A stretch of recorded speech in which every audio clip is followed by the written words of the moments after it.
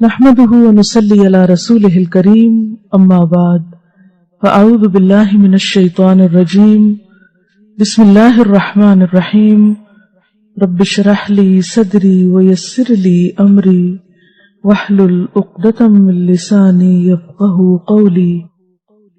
تو اعضاء کی تبدیلی جو ہے یہ اس میں دو اوپینین ہے.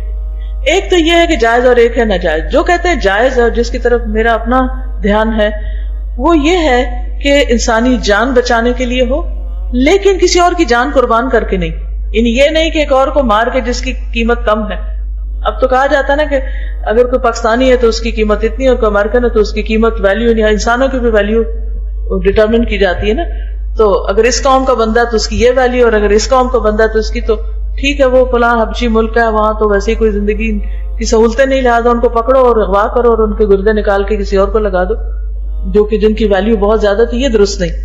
ہر انسان کی اپنی ایک ویلیو, ایک قیمت ہے.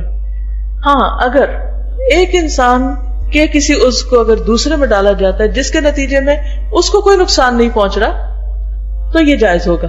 لیکن اگر وہ مرنے کے کنارے پہنچ جائے یا اس کی ہیلتھ کو سخت قسم کا ڈکلائن ہو جائے تو وہ درست نہیں ہوگا. ایک یہ تھا کہ یا کچھ جو مرنے کے بعد نکال سکتے ہو لے سکتے ہو تو اس میں کوئی حرج نہیں. سبحانک اللہم و بحمدک نشہد ان لا الہ الا انت نستغفرک و نتوب الیک.